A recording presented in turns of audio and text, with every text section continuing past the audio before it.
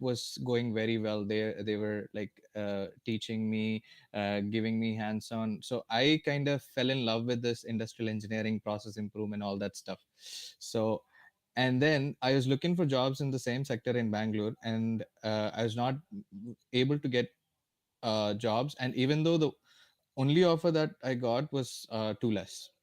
So at that time, I had Infosys offer, and then money is always something that blinds your vision, Yes, right?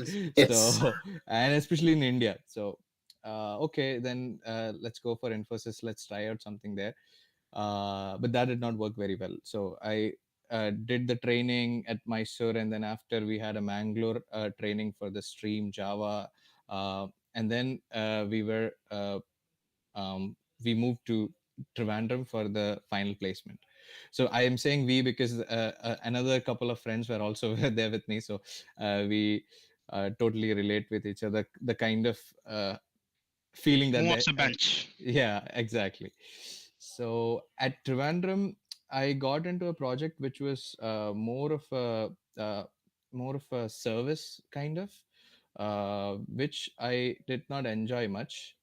So that also kind of fueled my ambition to go abroad and study something else. And regarding that, I realized Canada has so many industries, and there's so much opportunities for somebody like me coming from production background. So and yeah, I started applying for different universities, and I did not have much time in hand. So I had to settle down with an offer from a college itself, and then that happened. Yeah, But so when you say you settle for a college, can you Mhm, say why you're settling? Because there's a university system and there's a mhm. college system. So can you give the difference between those two? Absolutely. So I started applying in June, yeah, June 2017. That's the time, and that was too less of a time to convert it to a offer and then move by the end of the year. Mm. So I applied for universities, and that their process was slow, and their fee, the tuition fee was also higher. And for college, the tuition fee is not as high as a university program. And also, university program doesn't give you a co-op at the end of the program. uh, so you have to, like, you are on your own, and you have to finish, like, you have to find a job by yourself. But a Mm. co-op program is provided by a college, as far as I know. And this co-op program really helps you get into the industry. You put your foot into the industry. Then once that has happened, then you can prove your skills to the employer, and then we are giving them the ball in their court to decide, okay, what to do with the candidate. So What is, college, yeah, sorry, sorry. what is like a co-op? Is like a college sponsored internship or? No, it's an internship term in that is plugged into your Oh, education thing. So if you say like 1, 2, 3, 4 semesters, the fourth semester is the internship program, and you don't have to pay anything for that program. So there itself, your one semester's fee is taken out. oh, got it. So it's a cost effective thing, but it's not as branded as a university education, because university education definitely uh, like asks for a better salary at the end of the program. But a Mm. college is like, does not guarantee that.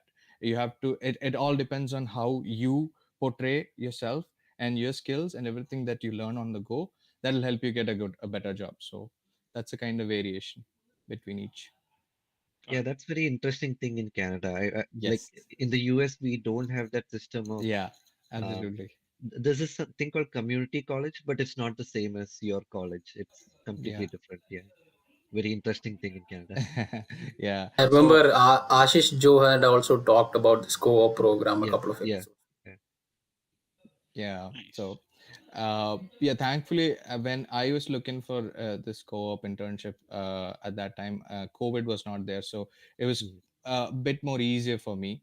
But right now, it is right. Not right now. I'd say like around 6 months back, it was very difficult because a lot of students graduating out of the college looking for co-op internships, I was not working out for them, so they had to stay back in college and do an advanced semester. So they'll do a project there instead of doing a co-op. So that is not much worthwhile, and you have to pay for that as well.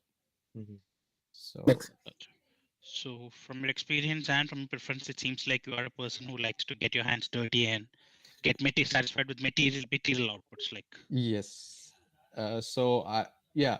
Uh, my program was quality engineering management. So mine was a program which will transform a person based on his desire. He can we do is it's pallets and containers and IBCs. So we do a pooled business model. So you've seen those pallets at Costco, Walmart, and all, yeah, right? So those blue pallets. So those are CHEP pallets. So these pallets are not like used to waste. They are once it is provided by a service center, a CHEP service center. It will go to a manufacturer, say like for example red patch sugar. So they'll put their sugar on it, and this pallet with the sugar will travel to probably a Costco location where this the sugar would get sold, and this pallet will eventually come back to a CHEP service center where it'll be having damages because it has been in this supply chain. So what we do is we recondition the pallet, whatever has to be, like if there is a broken board or if it's a broken block, we replace that, Mhm. and it is made into a ready to use pallet, and this will again go into the supply chain. So Mhm. that's a pooled like a pooled supply chain. And there, like there are a lot of nuances. I mean, uh, inventory management is the biggest challenge that we have, because it's Yes. these are pallets and none of these pallets have a tracker or anything on it, right? So there are leakages, pallets somehow went go missing, and when this happens in a larger scale, it affects our Bottom line, total yes. PN, yeah, yeah, PNL. Right. So that's why we have like a lot of roles in this. There's asset recovery, there is operations who manage service centers, there is other domains like digital. They're right now digitizing each the pallet right now. yeah. Correct. They're thinking of putting a tracker on it. RFID So in each pallet level. Yeah. yeah, Like so that. we had the customer talk to us for putting in Bluetooth trackers. Mhm. So based on, yeah, you can measure the distance also, like how close you are. So based on that, the tracker will get enabled, and then it will know, okay, the pallet is back in our warehouse or something like that. So Yes, and it the volumes were crazy, like exactly. because you have to put a tracker on every single pallet, right? And there are Yes, millions of pallets. So the yes. business opportunity for us was really huge. Like it just shows how massive and how of a large scale this whole industry is. Yeah, And the Absolutely. like efficiency and profit it brings in once you start to evaluate that data. mhm, Like when you Exactly. start tracking those pallets, there are like synergies you can bring in, like pooling pallet locations. Like for two Hmm. locations, you can use mhm, the same pallet and use that. So effectively, you can track the utilization of a pallet mhm, and Yes. bring in a lot of efficiencies by combining locations, which is not mhm, possible before Yeah. tracking or pallet-wise data was. mhm, Absolutely. Our Brambles is our parent company. So Brambles has a data site called BXP Digital.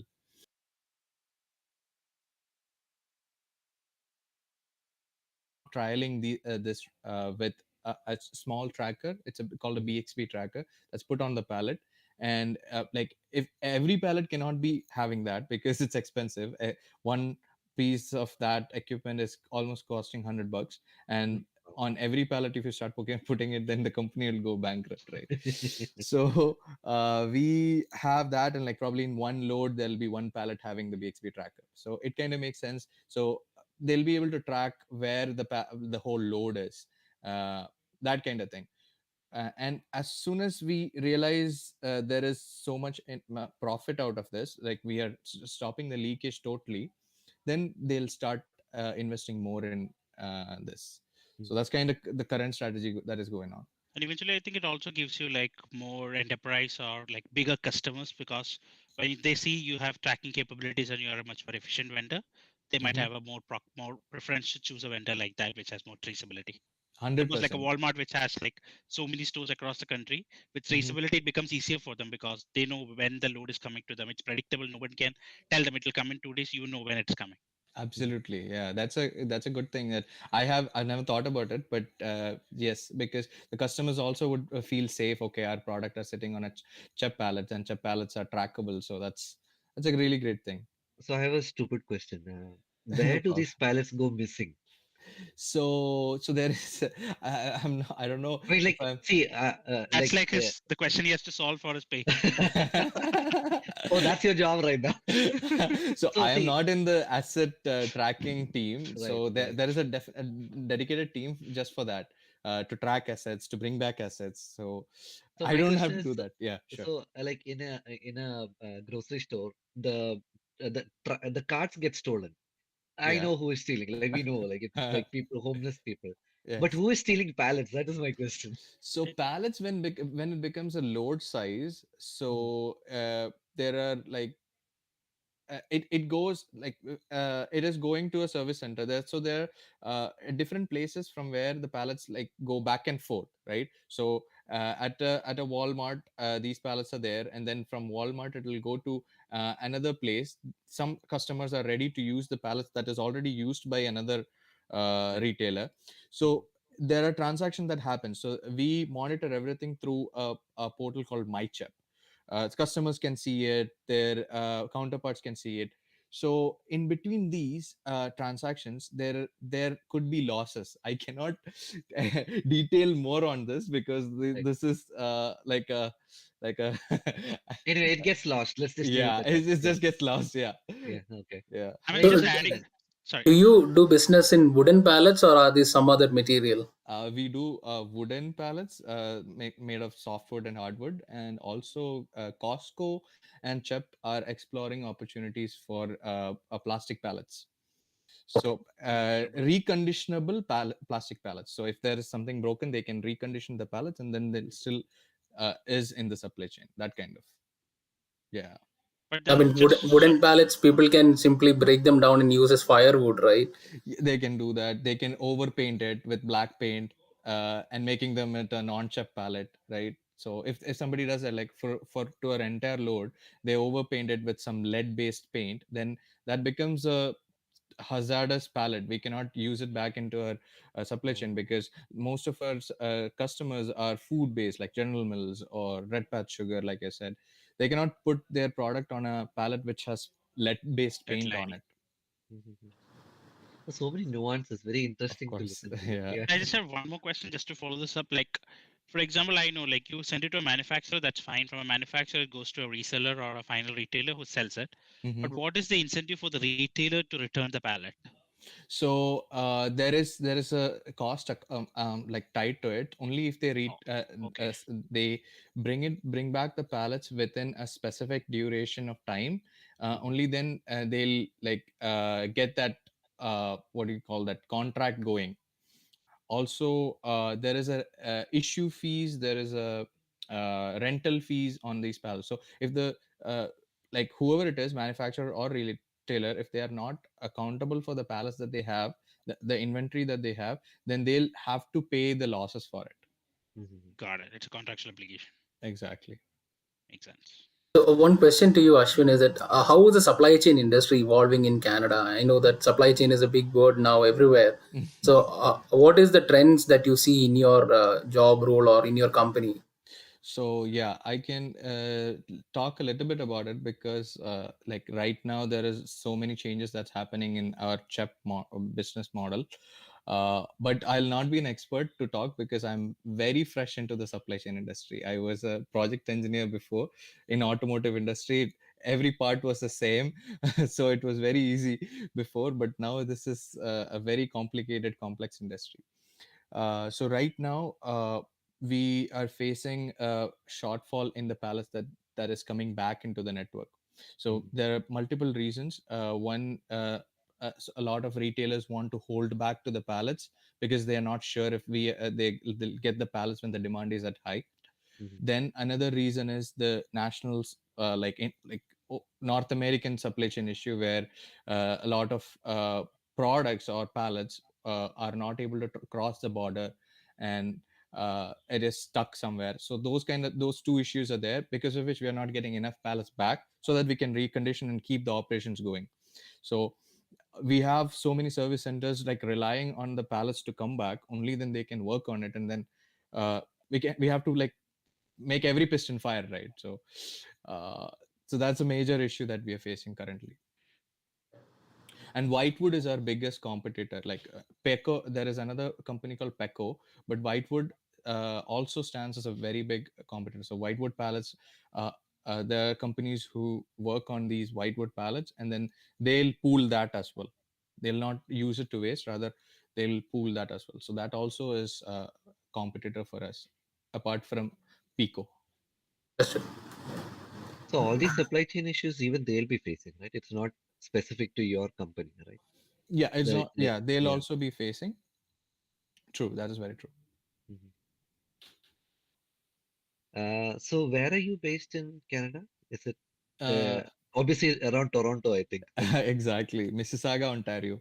Mississauga, okay. I don't think Yeah. we've talked to anybody from Canada who's not around Toronto. Yes, yes. It's Mississauga, Kitchener, Aurora, Yeah, yeah, everybody is around. around So that area. is there any reason? Like, do you know why everybody goes there? Or I feel it is Mississauga because I can talk about it because I have lived in all Miss I lived in Toronto, downtown Toronto. I lived in Scarborough. I have lived in Brampton. All these places, but I'll prefer Mississauga because uh, rental is pretty like on a good uh, Affordable. affordable rate, and also there are a lot of Indian restaurants and a lot of Indian gigs around. So you'll find, like, if you want to eat paneer tadka, you'll find something close by, or you want to eat something from our Malayali cuisine, like sadhya. There is a place for that as well. So everything is very close by. So that's right? one of the reason. And the other reason is it's a bit more safer, I would say, at nights and all. Like in downtown Toronto, you'll not feel safe, uh, but Mississauga you will, because it is pretty neat. Okay. Yeah. Um, I have So a I mean, personal question to ask. Like, Sure. what places in Canada have you visited? Like, do you like traveling or? Of course, of course. So I have traveled to Montreal. Went to Quebec City. Then we have camped in a lot of places, like a lot of camp site locations. Mhm. One closer to Oshawa, which is very close to Lake Ontario. People who love fishing can go there, do fishing. There's Uh, a GM plant in Oshawa. Yes, exactly. It's very close to GM Plant. There's a provincial park called Darlington Provincial Park. The major highlight is it's close to the lake, and you can do fishing, and then you can make steak, like the fish that you just caught. You can make steak in the fire pit. So it's a fun Oh, place. Yeah. Then I've been to Barrie. That is like somewhat north from Toronto. Then mhm. Sudbury. There's a very big mine in Sudbury that is worth exploring. I do not remember the name of it, but there's a mine over there worth exploring. Then Algonquin Provincial Park. That's also a place where we have camped, and that's actually worth exploring for a whole week. There's Mhm. so many places to go, and you'll get tired by the number of treks over there. I think you're a very outdoorsy person.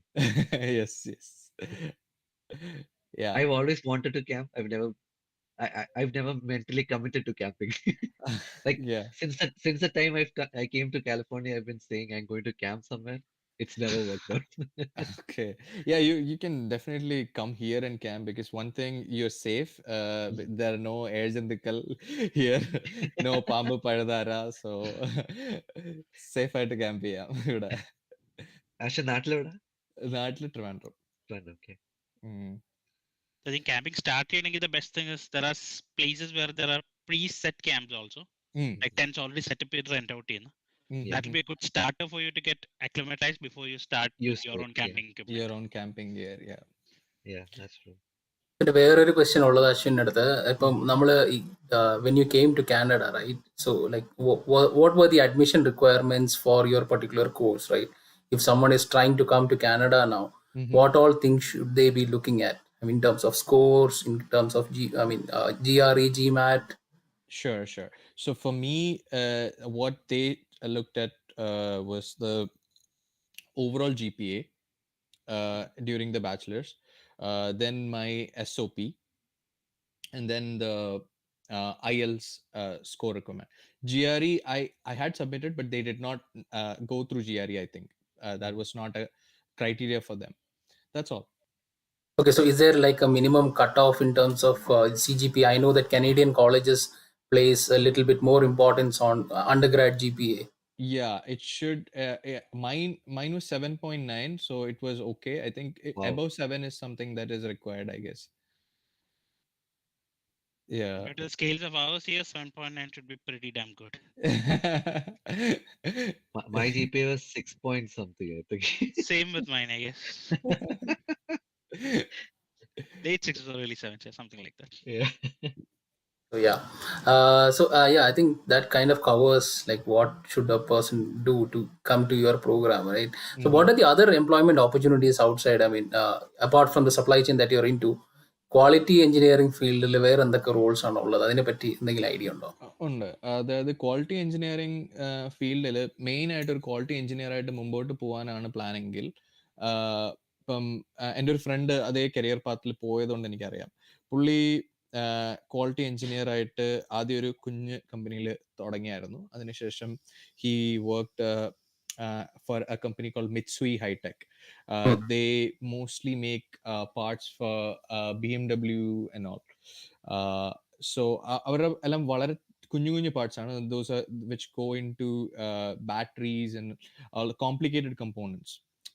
So he worked there for 1 year, and then he moved to another company.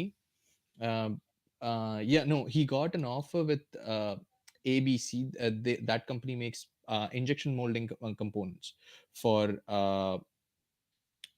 ഇത് Kia, Mazda, അത് അങ്ങനത്തെ കുറെ അവർക്ക് എല്ലാം ഈ ബമ്പറിന്റെ fender അതെല്ലാം ഉണ്ടാക്കുന്ന company. അതിനുശേഷം he moved to Lear Corporation. That is mostly Car seats. car seats അതെല്ലാം for GM, Chrysler. അങ്ങനെ so he moved to Lear as a quality manager.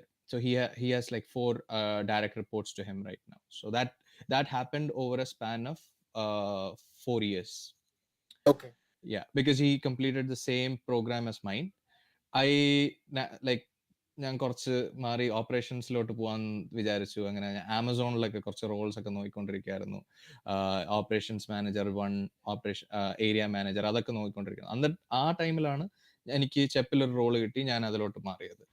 But quality തന്നെ പ്രൊസീഡ് ചെയ്യാമെങ്കിൽ നമുക്ക് ഇങ്ങനെ ക്വാളിറ്റി എഞ്ചിനീയർ, ക്വാളിറ്റി മാനേജർ ആയിട്ട് അങ്ങനെ director of quality ആ ലെവലിലോട്ട് പോവാം.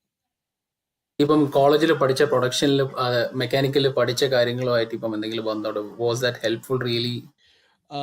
ഞാൻ പറയുകയാണെങ്കിൽ നമ്മൾ S6 വരെ പഠിക്കുന്നത്, നമ്മൾ പ്രൊഡക്ഷനിൽ പഠിക്കുന്നത് മോസ്റ്റ്ലി മെക്കാനിക്കൽ ഓറിയന്റഡ് സംഭവങ്ങളാണ്, ഇൻഡസ്ട്രിയൽ എഞ്ചിനീയറിംഗ് സ്റ്റഫ് ഒന്നും അല്ല. പിന്നെ അത് കഴിഞ്ഞ് ലാസ്റ്റ് ഇയറിലാണ് നമ്മൾ കൂടുതലും ഇൻഡസ്ട്രിയൽ എഞ്ചിനീയറിംഗ് സ്റ്റഫ്സ് ഡീൽ ചെയ്യുന്നത്.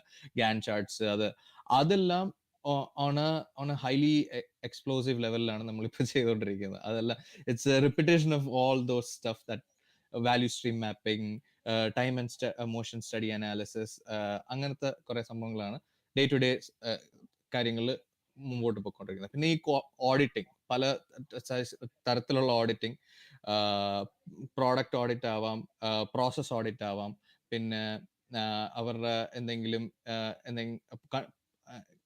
എന്താ പറയുക, പ്രോസസ് ഇംപ്രൂവ്മെന്റ് ചെയ്യാനുള്ള എന്തെങ്കിലും ഇതുണ്ടോ നോക്കുക, ടൈം ആൻഡ് മോഷൻ സ്റ്റഡി ചെയ്ത്. അങ്ങനെ ഇതെല്ലാം ലാസ്റ്റ് രണ്ട് സെമ്മിൽ പഠിച്ച സംഭവങ്ങൾ തന്നെയാണ് ഓവർ ആൻഡ് ഓവർ എന്നാണ് എനിക്ക് തോന്നുന്നത്. ഒരു ഡിഫറൻസ് എന്ന് വെച്ചാൽ ഞാൻ ആഡ് ചെയ്യുന്ന വെച്ചാൽ correct me if I am wrong, theoretical base നമ്മൾ അത്യാവശ്യം നന്നായിട്ട് പഠിക്കും, more like theoretical problems. But അതിന്റെ ഒരു ഇൻഡസ്ട്രി അല്ലെങ്കിൽ ആപ്ലിക്കേഷൻ ലെവലിൽ നമ്മൾ അത്രയും ചിന്തിക്കാറില്ല നമ്മൾ കോളേജിൽ പഠിക്കുമ്പോൾ. അതെ അതെ, of course. Start to put it into that perspective and maybe get couple of softwares also as well. നമ്മൾ ഇൻഡസ്ട്രിയിൽ ആകുമ്പോൾ കുറച്ചുകൂടെ നമുക്ക് ഹെൽപ്പ് ചെയ്യും, ലൈക്ക് കുറച്ചുകൂടെ ഹെഡ് സ്റ്റാർട്ട് ഉണ്ടാവും, അല്ലെങ്കിൽ കാര്യങ്ങൾ കുറച്ചുകൂടെ പഠിച്ചിട്ട് വരുന്ന ഒരു സുഖം ഉണ്ടാവും. അതെ അതെ അതെ. നമ്മളൊക്കെ എന്താ പറയാ, ഞാനൊക്കെ കോളേജിൽ പഠിച്ചുകൊണ്ടിരുന്നപ്പോൾ നമ്മൾ വേറെ പാർട്ട് ടൈമോ അങ്ങനെയൊന്നും നാട്ടിലാകുമ്പോഴത്തേക്ക് ഒന്നും ചെയ്യാത്തതുകൊണ്ട് അങ്ങനെയൊക്കെ ചെയ്തിരുന്നുവെങ്കിൽ നമുക്ക് കുറച്ചുകൂടെ ഒരു അപ്പർ ഹാൻഡ് ഉണ്ടായിരുന്നു എന്ന് എനിക്ക് പലപ്പോഴും തോന്നിയിട്ടുണ്ട്. ഗാൻ ചാർട്ട് എന്ന് പറഞ്ഞാൽ Gantt chart is just a chart, നമുക്ക് അത് ഇങ്ങനെ വരയ്ക്കാതെ കാണപ്പെടാൻ പഠിച്ചിട്ട് പോകും. ലൈക്ക് ഇൻഡസ്ട്രി വരുമ്പോൾ നമ്മൾ പഠിക്കുമ്പോഴാണ് എന്താണ് അതിന്റെ ഡൗൺ സ്ട്രീം ഇംപ്ലിക്കേഷൻസ് ഒരെണ്ണം കൊടുക്കുമ്പോൾ എന്താണ് നമ്മൾ കമ്മിറ്റ് ചെയ്യുന്നത്, എന്തൊക്കെ കാര്യങ്ങൾ അതിനകത്ത് കൺസിഡർ ചെയ്യണം, അങ്ങനെ ഒരുപാട് ഫാക്ടേഴ്സ് എടുക്കുമ്പോഴാണ് നമുക്ക് ശരിക്കും അത് എന്താണ് എന്തിനാണ് ഉപയോഗിക്കുന്നത് മനസ്സിലാവുന്നു. അതെ. ഇപ്പോൾ അശ്വിൻ പഠിച്ച സമയത്ത് നമ്മുടെ കോളേജിൽ ഈ ഇന്റേൺഷിപ്പിന്റെ പ്രൊവിഷൻ ഉണ്ടായിരുന്നോ, അതോ അതിപ്പം റീസെന്റ് വന്നതാണോ?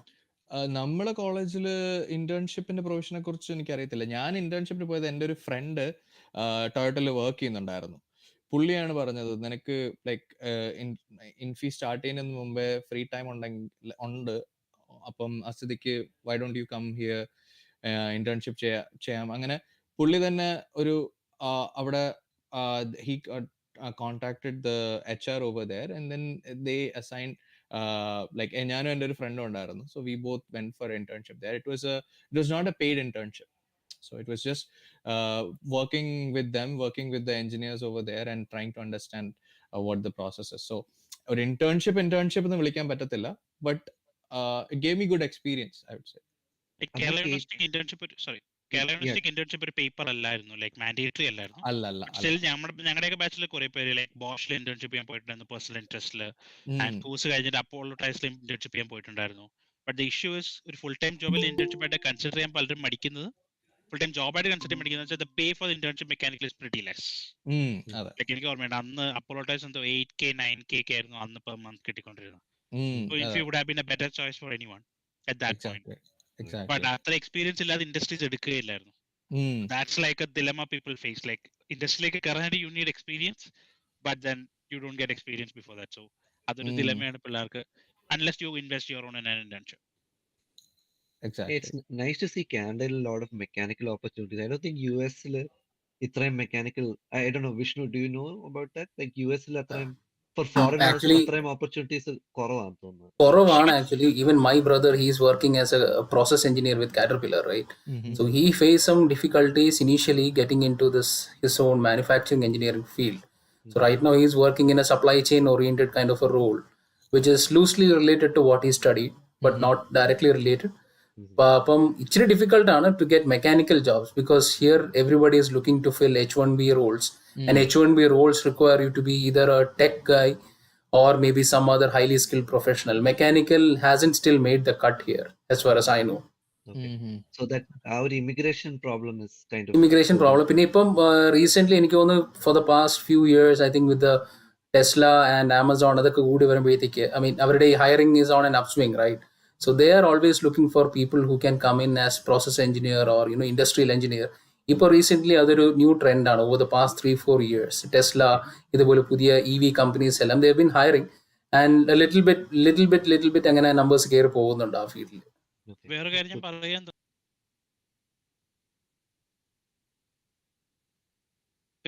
Germany or France, where automotive or other options are there, because mechanical is like manufacturing is highly concentrated there.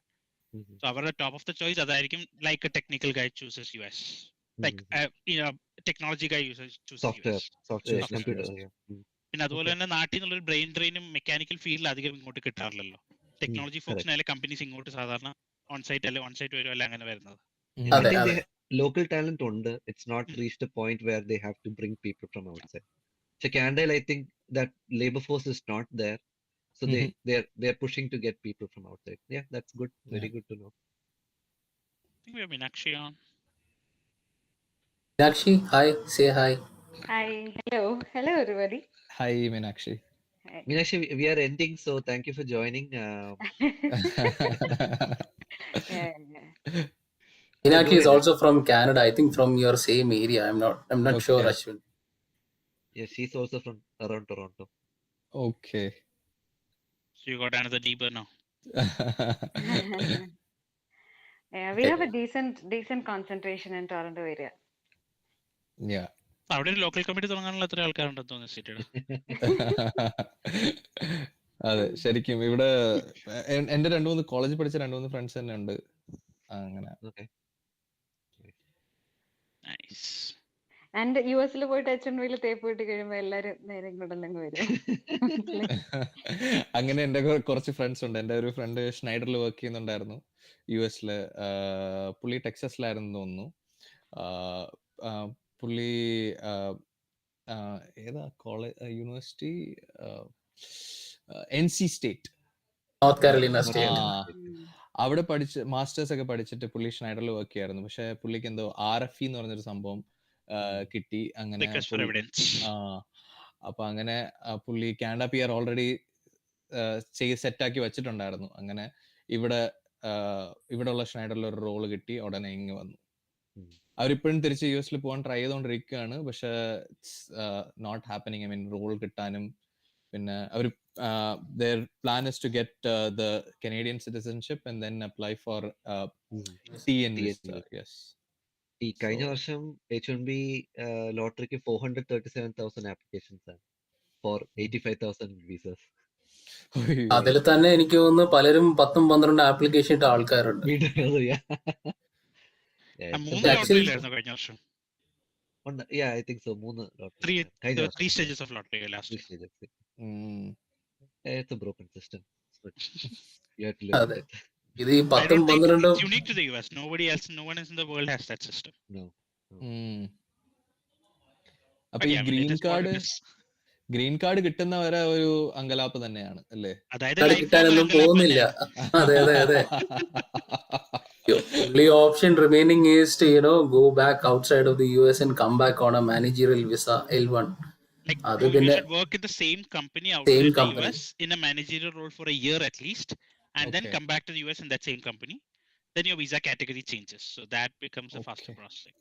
Okay. Which might not be possible with every company.